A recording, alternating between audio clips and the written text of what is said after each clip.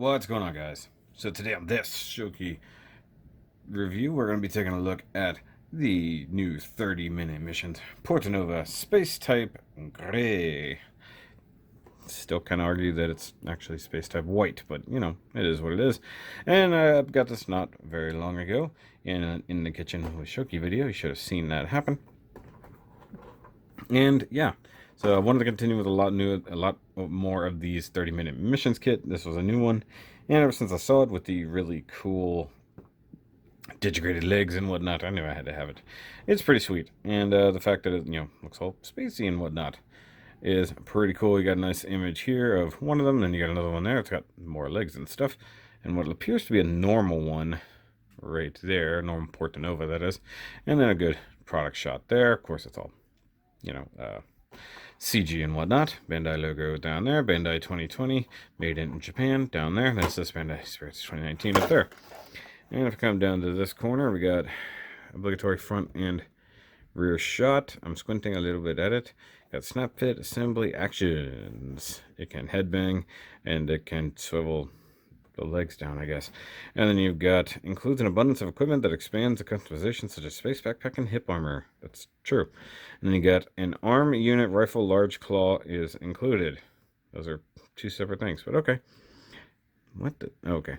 And then you get parts can be combined to create quadrupedal type. True. Support mecha Roy. Gray PORTANOVA can be assembled depending on your choice. Yeah, you could build a normal one without the weapon, though. And then come around here, you got number 18 on the line, PORTANOVA base type, gray, 30 missions, 1/144th, Bexim 15. And come around here, you got customized forced entry unit, which I guess is the one with different legs and different shoulders and different guns. So that's how you make that, all the different weapons and parts. It's kind of neat. And you got obligatory warnings there. Hey, don't stick a PORTANOVA in your 3-year-old's face. It'll take him to space. My video's done outputting. You got a little guy with toilet. Nice little swishy emblem there. No yen cost, because, well, I don't like that anymore. I believe it was somewhere in the $12 to $15 range. Honestly, don't remember. You got an illustration is by Robographer. Cool new PORTANOVA space type. Still upside down.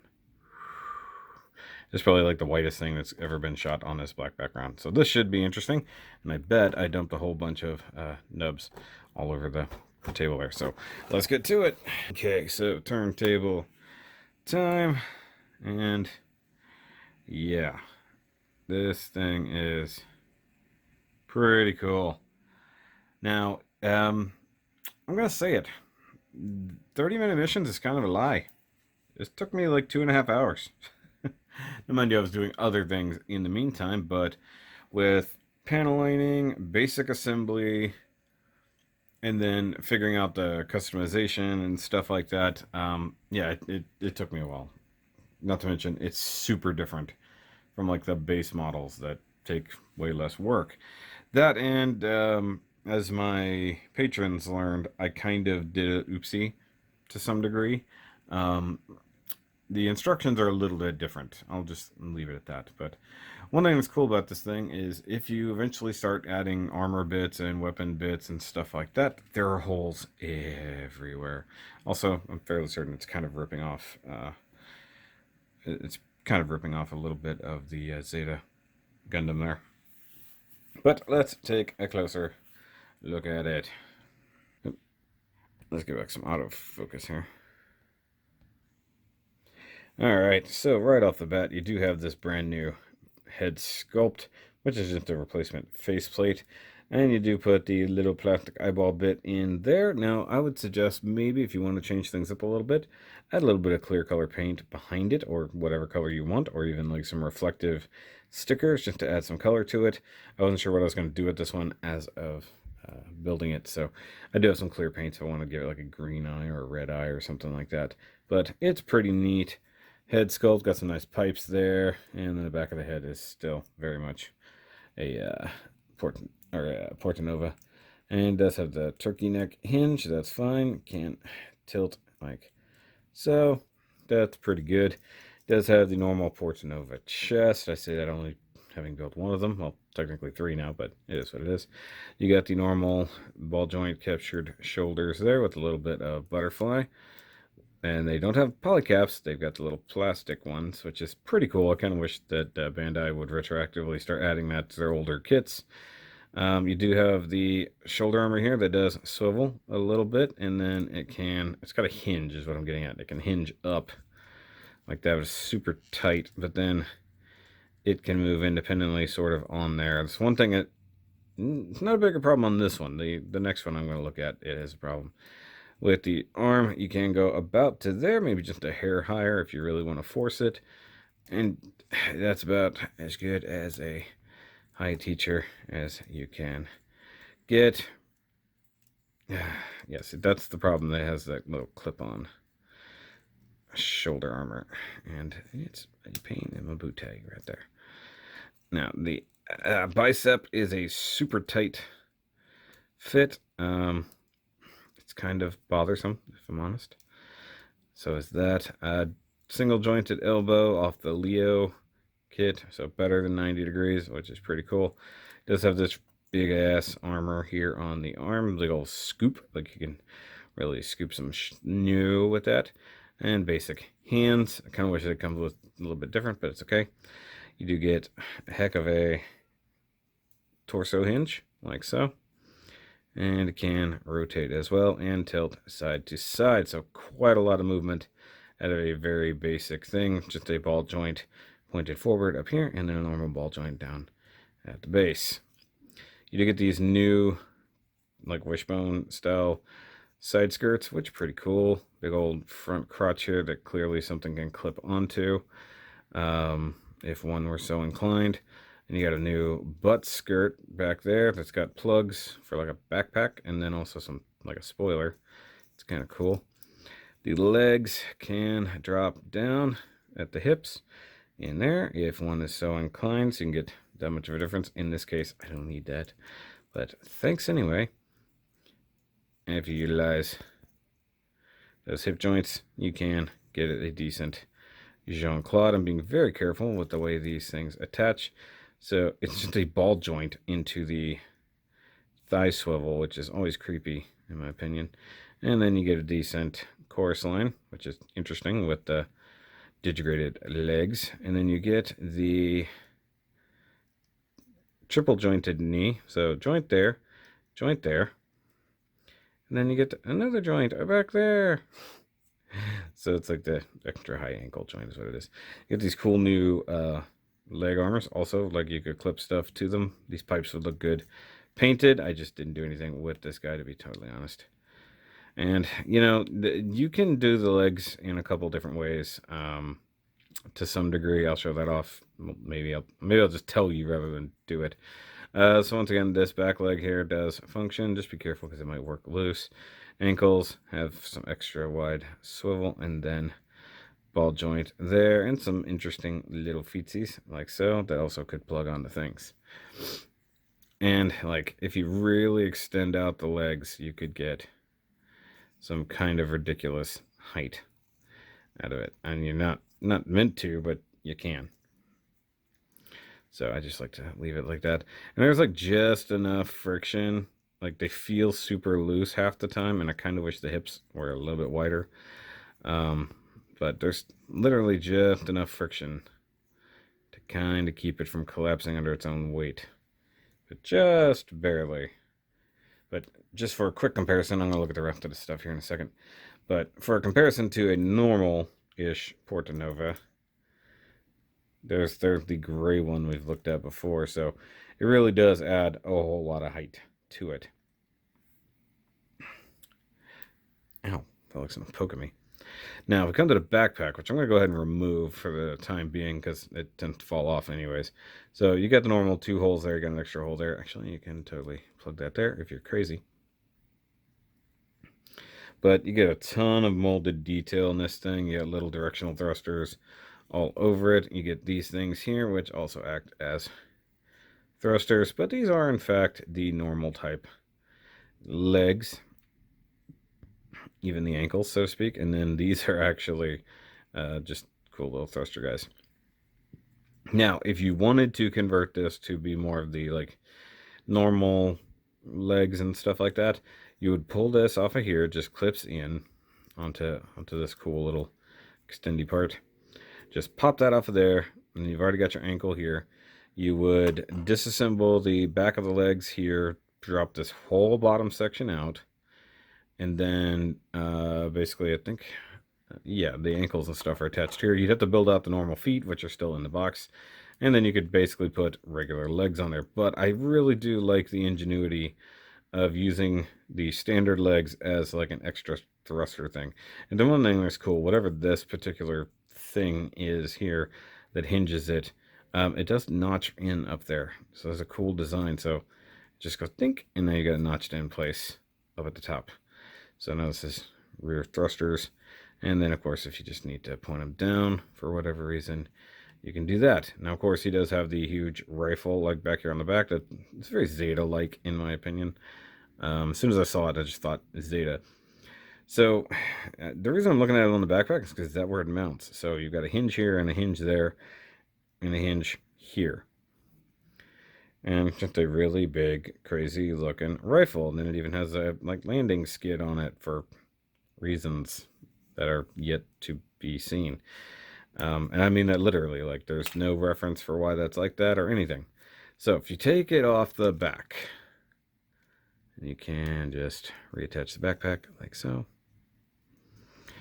Set him back there. There's a handle, but that's it. Like just that little handle. So there's no good way for him to hold this. That doesn't even count or anything. So it's a bit strange. It gives this huge rifle, but it's not meant to be held. I mean, I guess you can. No, that kind of sucks. You get two-handed, I guess, if you're going to get it there. So really, what this is meant for is not even to be held, but to be attached. So you actually replace the entire forearm over here with the gun. Yeah, not even joking. So let's yoink this armor off. Get it out of the way for now. Go ahead and pull the whole arm out. That was not part of the plan, but you know, nor was removing that. You just need to get into here so that you can pull this off. Once again, if you built any of these or if you built any of the HG Leos, this assembly is super familiar to you. I've gotten to know it pretty well. So unplug that guy. And then just attach this to the elbow. Once again, that's talking about how the bicep is pretty loose there. Reattach that. Squish everybody down. Go ahead and put the shoulder armor back on. And I'm go ahead and give him back his arm. Except now it's a lot more deadly. So now he just has a giant rifle arm, which is both cool and stupid because, well, that's as flat as it can go. I mean, you can rotate it using the bicep for all the good that does you. I don't know. And like, say we wanted to use a butterfly and everything like that. Let's see, can he even two-hand it? I'm going to go ahead and call it as a new. I'm going to call it as an almost. Because you can almost reach that. So let's see here. Why is it not? Wow, that elbow sucks. Can't even bend. So he can, with just about pulling that out of socket, he can two-hand that, so otherwise proving how absolutely pointless that particular weapon is. I think it looks better just chilling out on the backpack, to be totally honest. And then you still get left over this shoulder armor, not even shoulder armor, forearm armor, but you can just barely. Is this where I put it? I think it is.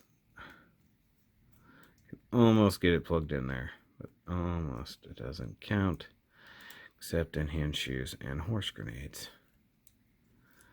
Let's see, is there anywhere I can plug this? I had it plugged in, I'm pretty sure, into the forearm, and it just doesn't want to.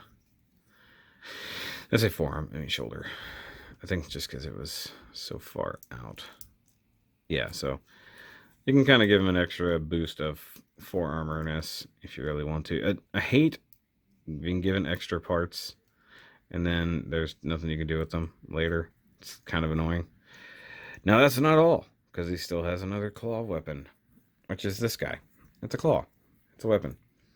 And you can split open like that. 4-jaw claw. It's pretty cool. Not gonna lie, I digs it.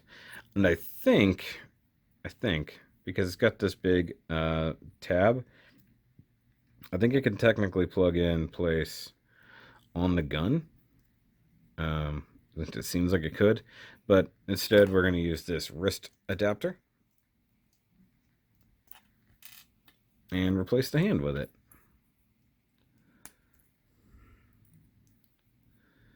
So that's pretty cool. I mean, it is. It sounds sarcastic, but it is pretty cool. Actually, to me, it's a bit cooler than the actual gun that, you know, is somewhat useless. Let's see if I can get the feet to balance here.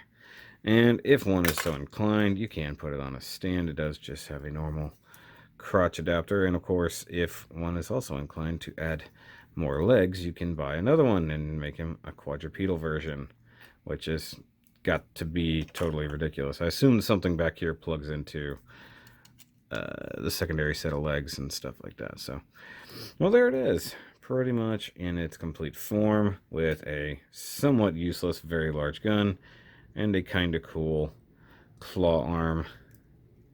I'm definitely going to reorganize him before I do the thing. And of course, you do have the Roy, which is fairly certain identical to the one you get with the regular Portanova, except that it's in white. And of course, you can replace the head with it if one is so inclined. You just take that off there, you plug it into the thing. You can also use this to kind of do whatever you want with it. I mean, it almost looks like a radar dish. So you could always plug it like back here if you don't have the gun in place, but I'm pretty sure I'm going to put the gun in place later. So that ain't going to work. So it is what it is. Actually, here you go. Make it more interesting and put that like a dish hanging off the top or on one of the other sides, something like that. Cantilevered. I keep wanting to say cantilevered. Not the word I'm looking for. The digigraded legs are interesting, but at least on this particular super smooth surface, don't work out too well. But I like them. They're really neat, and it will be a good basis for a custom like walker of some sort. So I might pick one of these up in the future to just kind of kit bash and play around with. But also left, comparison, there it is with a basic Alto. And like the more that this series comes out, the more you realize like the very basic first kit, this guy is so outpaced by everything that comes afterward. It's just kind of ridiculous. And you could always swap out some parts. They also have add-on armors, add-on everything that works with this. And now they even have a new kit entirely, a new model called the Rabiot. Not entirely certain, but it's got some really cool abilities as well. So I might pick one of those up in the future. But in the meantime, that's it for the space type with the cool legs and stuff review. And if you guys like it, give me a big old thumbs up. If you built some of these, let me know. Kind of hoping they do a few more of these in different colors. I think it'd be neat. So far, it's only just this one, the white and the gray, so to speak. So if you were going to get one, what color would you want your space type to be? Kind of like, honestly, just like the white and the gray. It works for me. But I'll see you guys next time. And remember, as always, to keep on building.